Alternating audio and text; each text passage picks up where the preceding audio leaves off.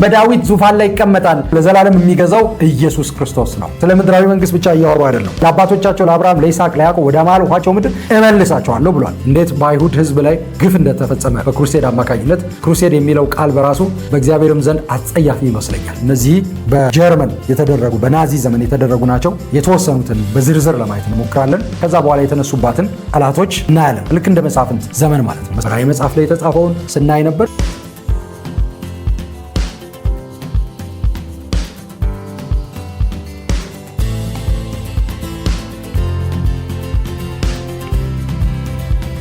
ሰላም ጤና ይስጥልን ተመልካቾቼ፣ እንዴት ናችሁ? በእግዚአብሔር ሰላምታ ሰላም እላችኋለሁ።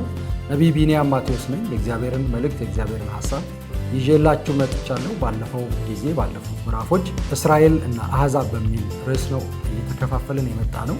በዚሁ ርዕስ ቀጣይ መልእክት ቀጣይ ሐሳብ ይዤ መጥቻለሁ። እንድትከታተሉ እጋብዛችኋለሁ። ያለፈው መልእክት አምልጧችሁ ከነበረ ወይም ያለፈውን መልእክት ያላያችሁ ሰዎች ከላይ ያለውን ሊንክ በመጫን ማየት ትችላላችሁ፣ መከታተል ትችላላችሁ። አሁን የቀጣዩን ትምህርት እንድታዩ ጋብዛችኋለሁ። መልካም ጊዜ።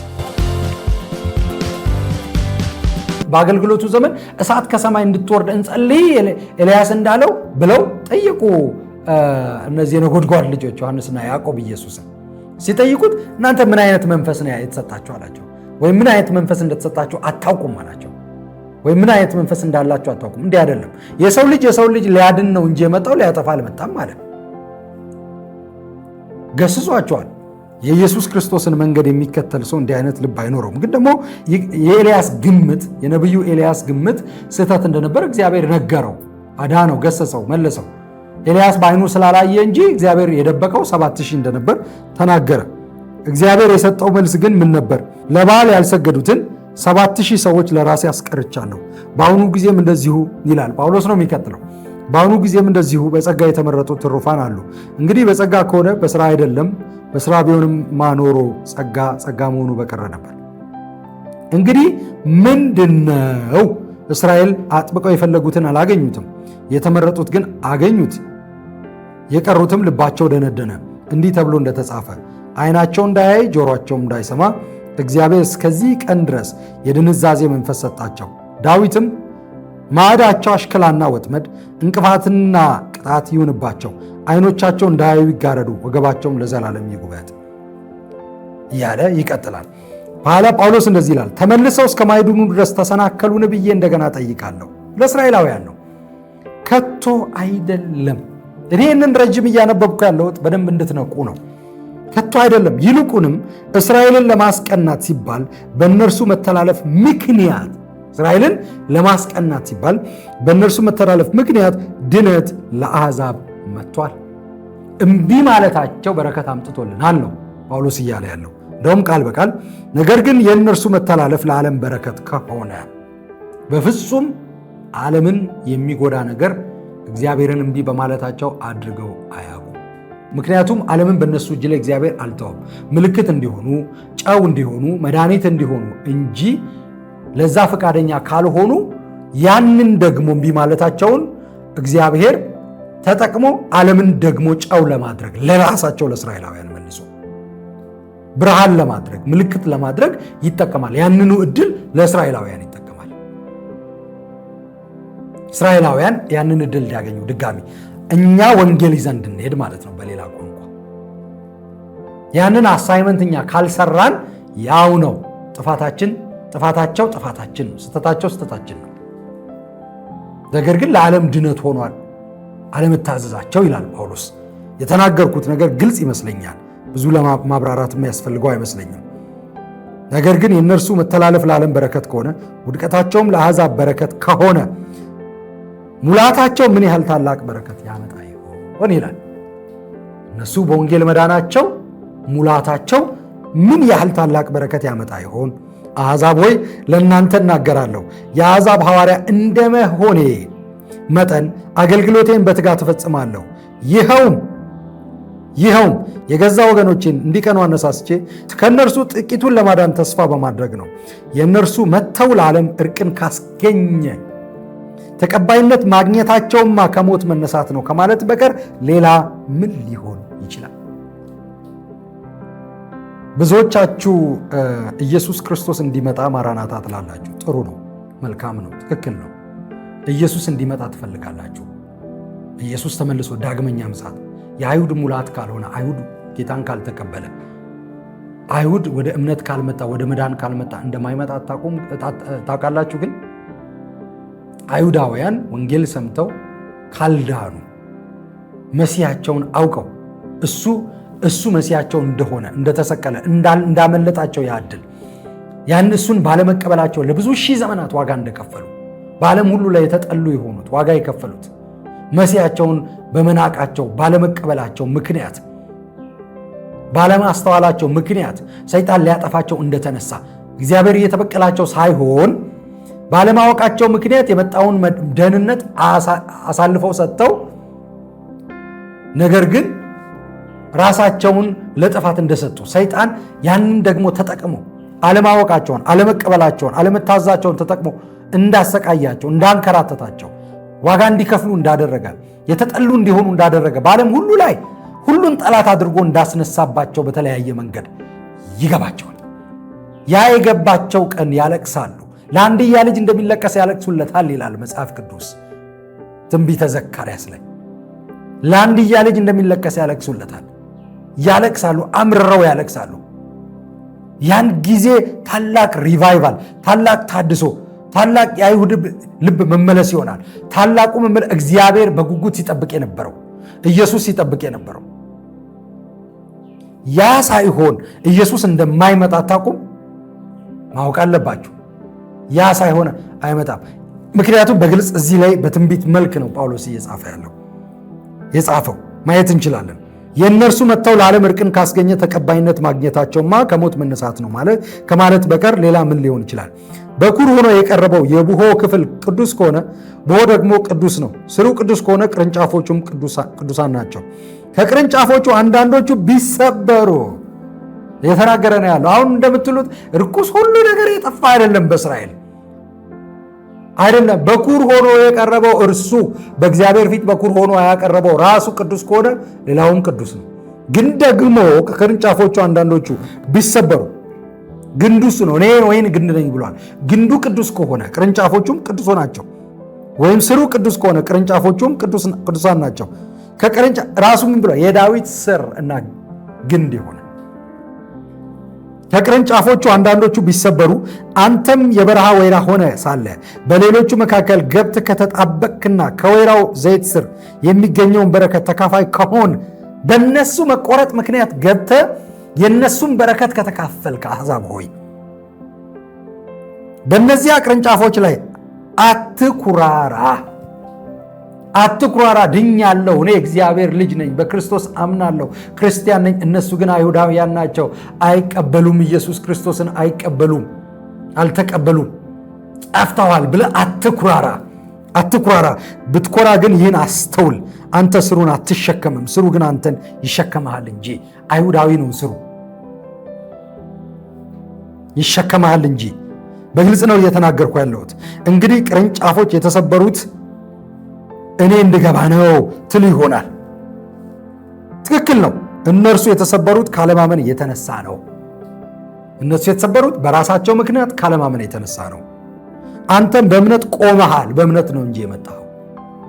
ፍራ እንጂ ትዕቢተኛ አትሁን። አዲስ ኪዳን ነው ይሄንን የሚለው። ፍራ እንጂ ትዕቢተኛ አትሁን። እግዚአብሔር በተፈጥሮ ቅርንጫፎች ለሆኑት ካልራራላቸው ለአንተም አይራራለ። እንግዲህ ይኸውላችሁ ይሄን አዲስ ኪዳን ላይ ነው የተጻፈው። ሮሜ 11 ነው እያነበብኩ ያለሁት። አዲስ ኪዳን ላይ ነው። አይ ሊቆረጥ አይችልም፣ እንደዚህ ሊሆን አይችልም፣ ሰው ሊጠፋ አይችልም፣ ደህንነቱን ሊያጣ አይችልም። ፍልስፍና ውስጥ አትግቡ። ፍልስፍና በእምነት ነው የቆማችሁት። ከዛ ደግሞ ትዕቢተኛ አትሁኑ። ያ ያለ እምነት የሆነ ፍሬ ነው። አትኩራራ።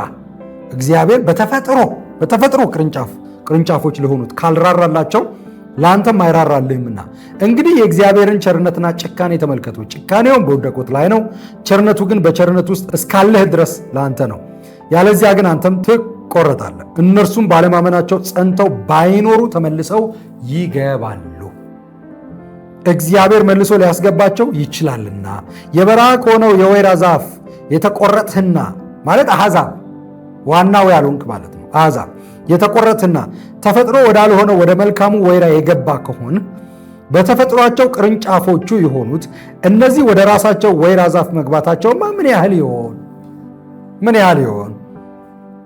ቁጥር 25 እንዲህ ይላል፣ ወንድሞች ሆይ እስራኤል ሁሉ ይድናሉ የሚል ሐሳብ አለ መጽሐፍ ቅዱስ ላይ ሮሜ 11 ላይ ወንድሞች ሆይ ልባሞች የሆናችሁ እንዳይመስላችሁ። በእስራኤል ጉዳይ በዚህ ጉዳይ አንቲሴሜቲክ የሆናችሁ አይሁድ ጠል የሆናችሁ ሰዎች በክርስትና ስም ጥላቻን የምታራምዱ፣ በቴዎሎጂ ስም ድንቁርናን የምታራምዱ። ድንቁርና ነው፣ ቴዎሎጂ አይደለም። አንዳንድ ሰዎች ትምህርት ቤት ገብተው ይደነቁራሉ። ትምህርት ቤት ገብተው አላዋቂ ይሆናሉ። ትምህርት ቤት የሚያስተምራቸው ምንድን ነው? ድንቁርና ነው፣ አለማወቅን ያስተምራቸዋል። መጀመሪያ ያውቁ ነበረ፣ የዋህ ነበሩ፣ ቅን ነበሩ። በኋላ ላይ ግን ክፋትና ተንኮልን ያስተምራቸዋል። ክፋትና ተንኮልን ማወቅ አይደለም፣ አለማወቅ ነው። ጨለማን ማወቅ ነው። ጥላቻን ያስተምራቸዋል። ውጡ ከዛ ሁሉ ነገር ተንታኝ መሆን አትችሉ። ሁሉ ነገር የምታብራሩ መሆን አትችሉ። ሁሉ ነገር ጂኦፖለቲካውን የምታብራሩ እናንተ ናችሁ። መንፈሳዊውንም ነገር የምታብራሩ እናንተ ናችሁ። ነቢያቱንም ሁሉንም ነገስታቱም ላይ የምትወጡት እናንተ ናችሁ። ስለ ንግድም እውቀታችሁ ጥልቅ ነው። በባህር ጥልቅ ውስጥም አላችሁ። ሁሉም ነገር ላይ አላ ያልተሰጣችሁ ቦታ ላይ ሁሉ አላችሁ። የእግዚአብሔር ሙሉ ምክር፣ የእግዚአብሔር ፉል ካውንስል ምንድነው? የእግዚአብሔር ሙሉ ምክር ትላላችሁ። ምንድነው እሱ ራሱ ይታወቃል? ምን ማለት ነው እሱ ራሱ? ያን እኮ የሚያውቀው እግዚአብሔር ነው። ስለ እግዚአብሔር ሙሉ እውቀት ታወራላችሁ። የእግዚአብሔር ሙሉ እውቀት ማን ያውቀዋል? ሲሶውንስ፣ ግማሽ ሩቡንስ፣ 0.1%ንስ፣ ጥቂቱንስ ማን ያውቃል? አይመረመርም እኮ እሱ። የተሰጠንን ይዘን መቀጠል መሄድ ነው እንጂ ያለብን። ስለዚህ አትኩራሩ። ወንድሞች ሆይ ልባሞች ሆናችሁ እንዳይመስላችሁ። ይህን ምስጢር ሳታውቁ እንድትቀሩ አልፈልግም። የአሕዛብ ሙላት እስኪገባ ድረስ እስራኤል በከፊል በድንዳኔ ውስጥ አልፋለች። በከፊል ነው የሚለው፣ በሙላት አይደለም። ምክንያቱም በየትኛውም ዘመን የዳነ አይሁዳዊ ነበረ። በየትኛውም ዘመን የዳነ እስራኤላዊ ነበረ። አወቃችሁም አላወቃችሁም። ይህም በምን አወክ ካላችሁ መጽሐፍ ቅዱስ እግዚአብሔር ራሱን ያለ ምስክር አይተውም ይላል። እንደ ኤልያስ አልሆነም። ኦልሬዲ ከኤልያስ መማር አለብኝ። ኤልያስ የመጀመሪያው ሰው ነው፣ ተምሯል። ከዛ በኋላ በትክክል ሄዷል። ማንም የለም እኔ ብቻ ቀረውን ያለው እሱ። አሁን ደግሞ ኤልያስም የለም ማንም የለም አንልም። ዛሬ በዚህ ጊዜ ብዙ ክርስቲያን አይሁዳውያን እንዳሉ ብዙ ጊዜ እያየሁ ነው ያለሁት። ለዛ በጣም ግሬትፉል ነኝ። ብዙዎች ወደ ጌታ እየመጡ ነው። ጊዜው እየደረሰ ነው ማለት ነው። አዎ ጌታዬ መድኃኒቴ ላየው የምፈልገው አብሬው ለሆን እሱ ሊመጣ ነው ማለት ነው። ንጉሴ አንድ ላይ ያደርገን ነው ማለት ነው። አንድ ኔሽን ነው የሚኖረው በስተመጨረሻ። የሚገርማችሁ ዘላለማዊ ኔሽን የለም በዚህ ምድር ላይ ከአንድ መንግስት በስተቀር። የእስራኤል መንግስት ዘላለማዊ መንግስት ነው። እስከ መጨረሻው ይኖራል። እስከ መጨረሻው አንድ ንጉስ ይኖራል። አንድ መንግስት ይኖራል እስከ መጨረሻው በአንድ ምድር ላይ እንደ ፀሐይ የሚያበራ ንጉስ ነው። ያው ለምሳሌ እግዚአብሔር በብሉይ ኪዳን ለዳዊት እንደተናገረው መንግስት እስከ ዘላለም ነው ብሎታል። ልጅህ ግን በመንግስት በዙፋን ላይ ተቀምጦ እስከ ዘላለም ይነግሳል። ለማርያም ምን አላት? ገብርኤል መጥቶ በአባቱ በዳዊት ዙፋን ላይ ይቀመጣል። መንግስቱ ምን የለውም ፍጻሜ የለውም ማለት ለመንግስቱ ፍጻሜ የለውም። በዳዊት ዙፋን ላይ ይቀመጣል። በእስራኤል መንግስት ላይ ተቀምጦ ለዘላለም የሚገዛው ኢየሱስ ክርስቶስ ነው። ጌታ ይመስገን። ስለ ምድራዊ መንግስት ብቻ እያወሩ አይደለም፣ ግን በምድር ላይ ተወካይ ይሆናል። ለጊዜው ትቆያለች፣ ግን ደግሞ ወደዛ ደግሞ እግዚአብሔር ያሻግራታል። አሁን ያለው የእስራኤል መንግስት የመጽሐፍ ቅዱስ አይደለም የምትሉ ከሆነ መጽሐፍ ቅዱሱን ራሱ አታውቁትም። ሪስቶር አደርገዋለሁ እተካዋለሁ ብሏል። እንደውም እስከ መጨረሻው ይቆያል እንጂ አይጠፋም ብሏል። ዳግም አልነቅላቸውም ከምድራቸው ብሎ ደግሞ ተናግሯል በነቢይ አማካኝነት። ዳግም አልነቅል እንደገና መልሼ ለአባታቸው ከዚህ በፊት አይተናል። ይሄንን ለአባቶቻቸው ለአብርሃም፣ ለይስሐቅ፣ ለያዕቆብ ወደ ማልኋቸው ምድር እመልሳቸዋለሁ ብሏል። ያንን ተመልሼ ማንበብ አይጠብቅብኝም። ተመልሼ ያንን አይተነዋል። የእግዚአብሔር ስም የተባረከ ይሁን። እንደዚህ ይላል በከፊል በድንዳኔ ውስጥ ለምን የአሕዛብ ሙላት እስኪደርስ እኛ እስክንገባ ድረስ እኛ እስክንገባ ድረስ እኛ ወንጌል እስክንሰማ ድረስ አሕዛብ በሙሉ ወንጌል እስኪሰማ ድረስ እስራኤል በከፊል በድንዳኔ ውስጥ አልፋለች። እስራኤል ነው የሚለው ያላቸው፣ አይሁድ አይልም፣ እስራኤል ነው የሚለው። ምድሪቱን አጠቃላይ ህዝቡንም ምድሪቱንም ነው የሚለው፣ አጠቃላይ መንግስትንም ነው የሚለው፣ የእስራኤልን መንግስትንም ጭምር ነው የሚለው። ስለዚህ እስራኤል ሁሉ ይድናሉ። ስለዚህ ቁጥር 26 ላይ ሮሜ 11 ቁጥር 26 ስለዚህ እስራኤል ሁሉ ይድናሉ እንዲህ ተብሎ እንደተጻፈ ጳውሎስ ነው ይህንን የሚለው። አዳኝ ከጽዮን ይወጣል፣ ከያዕቆብም ክፋትን ያስወግዳል። እሱ ነው የሚያስወግደው። ኃጢአታቸውንም ላሳስወግድ ከእነርሱ ጋር የምገባው ኪዳኔ ይህ ነው። አንድ ጥያቄ ልመልስ፣ የብዙ ሰዎች ጥያቄ። አንድ የማውቀው ሰው ከጥቂት ዓመታት በፊት እስራኤል ደርሶ የተወሰነ ጊዜ ቆይቶ እስራኤል ሄዶ እስራኤል ሀገር መጣ። ከመጣ በኋላ በልቡ የነበረው ሐሳብ ስለ እስራኤል ማለት ያስብ የነበረው ወይም ይጠባበቅ የነበረው ኤክስፔክት ያደርግ የነበረው ኤክስፔክቴሽን ወይም መጠባበቁ ሲሄድ እግዚአብሔርን የሚያመልክ የሚፈራ የሚንቀጠቀጥ ሕዝብ መላው እስራኤል ላይ ያገኛለሁ ብሎ ነው የሄደው እና የእስራኤል ዋና ከተማ ቴል አቪቭ ነው የነበረው እና ደርሶ ሲመለስ ልቡ ተቀየረ። ክፉ ናቸው፣ ጥፋት አለባቸው፣ ኃጢአተኞች ናቸው፣ አመፀኞች ናቸው፣ እንደዚህ ያደርጋሉ፣ እንደዛ ያደርጋሉ ብሎ መናገር ጀመረ። እኔ እንግዲህ በሰማሁት ማለት እየከሰስኩ አይደለም ያንን ወንድም። ብዙ ሰዎች እንደዛ ናቸው። ብዙ ክርስቲያኖች እስራኤል ምድር ላይ ያለ ክፋት ብለው ያንን እየዘረዘሩ ያወጣሉ። ዌስተርኖቹ ጋር ያለው ልማድ ምክንያቱም አብዛኛው እስራኤላዊ ሀገር በሚመሰሩትበት ጊዜ ከዌስት ተበተነውም የነበረው በአውሮፓ በብዛት ተበትነው ስለነበር በአሜሪካም ስለነበሩ ከዛ ተሰብስበው ሲመጡ ያንን ባህል ያንን ካልቸር ይዘው ነው የመጡት። ያንን ባህልና ያንን ልማድ ይዘው ነው የመጡት። ከዛ የተነሳ ልክ በሌላው በአውሮፓ በምዕራቡ ዓለም የምናየውን ባህል፣ ስርዓት፣ ልማድ እስራኤል ውስጥም እናያለን።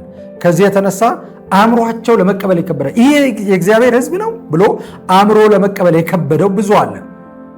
ማለት ይህ ሕዝብ ይህ አይሁድ እግዚአብሔር ያለው አይሁድ አይደለም፣ ይህ እስራኤል እግዚአብሔር ያለው እስራኤል አይደለም፣ ያ ጠፍቷል ቀርቷል የሚሉ አሉ። ተሳስታቸዋል። መጽሐፍ ቅዱስን እዩ። የእግዚአብሔር ቃል ምን ይላል? አዳኝ ከጽዮን ይወጣል፣ ከያዕቆብም ክፋትን ያስወግዳል። እኔ ነኝ እንጂ ማስወግደው እኔ ነኝ። ከመጡ በኋላ እንዴት ከመጡ በኋላ ትላለካል? ሆሴ ላይ ሄዳችሁ ሕዝቤ አይደላችሁም ተብሎ በተጻፈ ቦታ ላይ ሕዝቤ ናችሁ ይላል። ይሄ እንደዚህ ይላል። ሕዝብ እዚሁ ቦታ ላይ ጳውሎስ ይህንን አንስቷል። ሮሜ 9 ላይ ጳውሎስ እንደዚህ ይላል። ጳውሎስ ሆሴ ላይ ያለውን ቃል ሕዝቤ ያልሆኑትን ሕዝቤ ብዬ እጠራቸዋለሁ፣ ያልተወደደችውንም የተወደደችው ብዬ እጠራለሁ። ደግሞም ሕዝቤ አይደላችሁም ተብሎ በተነገራቸው በዚያ ቦታ የሕያው እግዚአብሔር ልጆች ተብለው ይጠራሉ። ይህንን ማን ያለው? ሆሴ። ጳውሎስ ይህንን እዚሁ ምዕራፍ 9 ሮሜ ቁጥር 25 ላይ በሆሴ እንዲህ እንደሚል ብሎ ነው የጻፈው። በሆሴ እንዲህ እንደሚል ሕዝቤ ያልሆኑትን ሆሴ በዋናነት የሆሴ በጣም የሚገርም የእግዚአብሔር ልብ የታየበት ቦታ ነው። የሆሴ መጽሐፍ ለእስራኤል ያለው ልብ ከሆሴ በላይ እግዚአብሔር ለእስራኤል ያለውን ልብ የገለጠ ነቢይ በአገልግሎቱ የለም። ከሆሴ በላይ በአካል የገለጠው ኢየሱስ ነው። ግን በአገልግሎቱ የገለጠው ትንቢት በመናገርና በተግባር በኑሮ የገለጠው ከሆሴ በላይ የለም። ያንን ልብ እግዚአብሔር ሊለውጥ እንደማይችል ደግሞ ደጋግሞ ለይሁዳና ለእስራኤል ደግሞ ደጋግሞ ተናግሯል። ሆሴ ላይ ነው። ሆሴን ጎሜርን አግባ ብሎ ጎሜርን አገባ። ጋለሞታይቱን ጎሜር ትታ የሆሴን ሄዳ ወደ ሌላ ወንዶች ስትሄድ ሄደ በገንዘብ እንደገና እጅ መንሻ ይዘ ሄደ መልሳ አምጣት ሚስትህን ይለዋል። ለምን ሲል ሆሴ እግዚአብሔር እንደዚህ ይለዋል፣ እስራኤልን እወድሻለሁ ውደዳት ሚስትህን ጎሜርን ይለዋል። እስራኤል እኔን ብትተይኝም አልተውሽም፣ ብትጥኝም አልጥልሽም፣ ብትጠይኝም አልጠላሽም፣ እወድሻለሁ፣ ሚስቴ ነሽ፣ ዋጋ ከፍያለሁ፣ ዋጋ ከፍዬም ቢሆን አመጣሻለሁ እንጂ መቼማ ይሁዳንም እንደዛ በላት። የልጆቹን የሚወለዱ ልጆቹን ስም በዛ እየቀያየረ ለእስራኤል ያለውን ፍቅር ለማሳየት ኢዝራኤል ሎሩሃማ እያለ የተወደደች ያልተወደደች በተባለችበት የተወደደች እላታለሁ። ሎሩሃማ ያልተወደደች ማለት ነው። ሩሃማ የተወደደች ማለት ነው።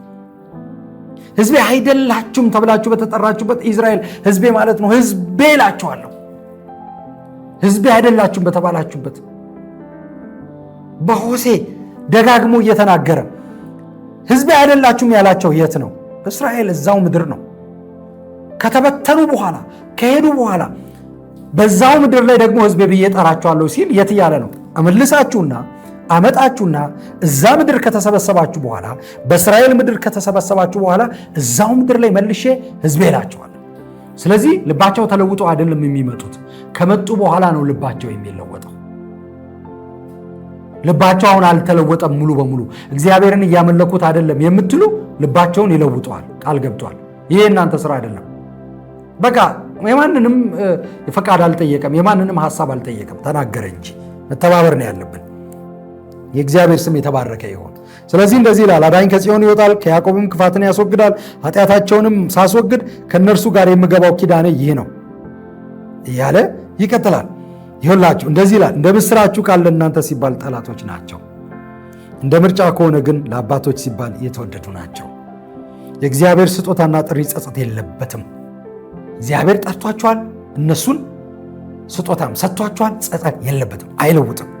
እናንተም ቀድሞ ለእግዚአብሔር የማትታዘዙ እንደነበራችሁ ከእነርሱ አለመታዘዝ የተነሳ አሁን ምሕረት እንዳገኛችሁ ሁሉ እግዚአብሔር ለእናንተ ምሕረት ከማድረጉ የተነሳ እነርሱ ምሕረት ያገኙ ዘንድ አሁን የማይታዘዙ ልጆች ሆነዋል። ምሕረት ያገኙ ዘንድ ሁሉንም እኩል አድርጓል። ሁሉንም እግዚአብሔር ለሁሉ ምሕረት ያደርግ ዘንድ ሰውን ሁሉ ባለመታዘዝ ዘግቶታልና። ውዳሴ ይላል ርዕስ ነው። ቁጥር 33 ይሄ ሮሜ 11 ነው። የእግዚአብሔር የጥበቡና የእውቀቱ ባለጠግነት እንዴት ጥልቅ ነው! አይገርምም? በጣም ይገርማል። ፍርዱ አይመረመርም፣ ለመንገዱም ፈለግ የለውም። የጌታን ልብ ያወቀ ማን ነው? አማካሪውስ የነበረ ማን ነው? እግዚአብሔር መልሶ እንዲሰጠው ለእግዚአብሔር ያበደረ ከቶ ማን ነው? ሁሉም ከእርሱ በእርሱ ለእርሱ ነውና ለእርሱ ለዘላለም ክብር ይሁን አሜን ብሎ ጳውሎስ ሮሜ 11ን ይዘጋዋል። ምዕራፍ 11 እንግዲህ እሱ በምዕራፍ ባይከፋፍለውም ግን ሐሳቡ በዚህ ያበቃል ማለት ነው። የእግዚአብሔር ስም የተባረከ ይሁን። ስለዚህ እስራኤል ይድናል። እሱ ብቻ አይደለም። በኋላ ላይ ጳውሎስ ሌሎች ክፍል ላይ ያነሳል። ዕዳ አለባችሁ፣ ዕዳችሁም ክፈሉ ይላል። ዕዳችሁ ምንድን ነው ይላል። በሌላ ቦታ ላይ ሲናገር ዕዳችሁም መክፈል አለባችሁ ይላል። ለይሁዳ ለእስራኤል መክፈል አለባችሁ። ዕዳችንን በተለያየ መንገድ መክፈል አለብን። የመጀመሪያው ጳውሎስ እንዳለው ወንጌልን ለነሱ በመስበክ የመጀመሪያው፣ ወይም ወንጌል እንዲሰብኩ በመጸለይ በመማለድ።